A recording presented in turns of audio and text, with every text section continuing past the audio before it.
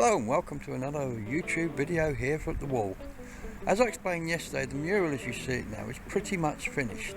Now what John is doing is populating it with animals of all shapes and sizes and colours, and what we'll be doing is doing some time-lapse and watching him paint. But as this is a much finer job than painting the picture itself, I'm keeping away and I'm just leaving some cameras over there painting him.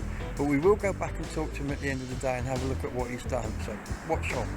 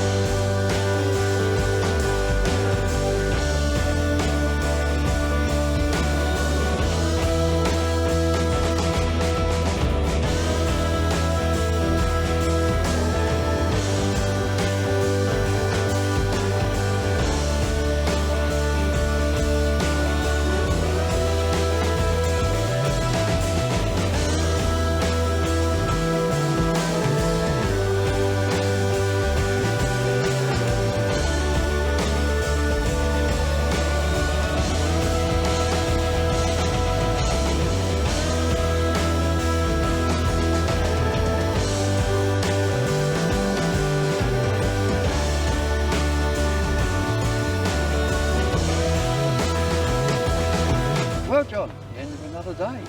Yep, another day over. Absolutely, and what a day it's been. I mean, a whole smorgasbord of animals have appeared before our very eyes, literally, because we've done some time lapse today, which hopefully will let people see how you flesh these things out, because 1 minute they're not there and it's almost as if these birds have landed and they're actually suddenly there. It's amazing. Well, the idea is that I basically use the same technique that I do for the whole of the mural in microcosm, so it all happens at a very small scale, so it can happen very quickly. So you just block it all in with the basic single tone, and then highlight, shadow, and then details, and that way you can get it to come together pretty quick. Because I think I noticed it's not just that, is it? Because you draw the animal and you paint the animal, and then you kind of develop the area around it to draw it into its background. That's right, yeah. That's for two reasons. One, to kind of make it integrate, to use similar colours, and so that it really kind of blends in with the mural. But also because this paint, it's masonry paint, normal commercial masonry paint, because it dries a little bit darker, quite a bit darker than when it is wet.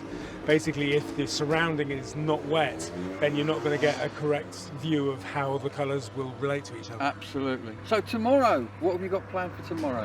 Well, I'm carrying on with more animals. I've got some birds to put in the sky, and then hopefully, sorry about that. That's all right. This is what it's like all day. People coming past. John has become a local celebrity by painting this wall. Well, I'm hoping that the mural will become more of a celebrity than I am. Oh, I think he will, because you won't be here to take the praise when you've gone with it. That's right. Yeah, so basically more animals and birds and some dragonflies and a dog and someone's cat, I believe. Someone's cat. Watch this space. Yes, well, that's fantastic. I mean, it's almost photographic, and I heard you talking to someone earlier on, and you were saying you've painted this like you would paint an easel painting. Yeah, that's interesting. Pretty much. I mean, apart from the fact that I'd be using oil paints, it's the same principle. That basically you work with trying to create a sort of a sense of randomness. So you're blocking in areas of tone and colour, not really thinking about what the things are, just sort of like representing areas of tone. Yeah. And then you start refining it and dividing that area more and more and more and more to get the detail. And that's basically what I would do if I was doing an easel painting of the same kind of subject matter. Absolutely brilliant. Well, thank you for talking to us again, John. You're very welcome. It's been another day. I think this is episode 9 now.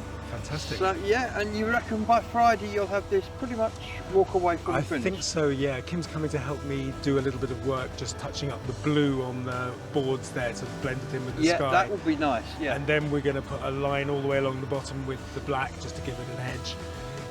And I'm going to be doing more animals with that. So by Friday, pretty much there, yeah. So, watch this space for the grand finale. Thanks, John. Thanks, Gabriel. Cheers.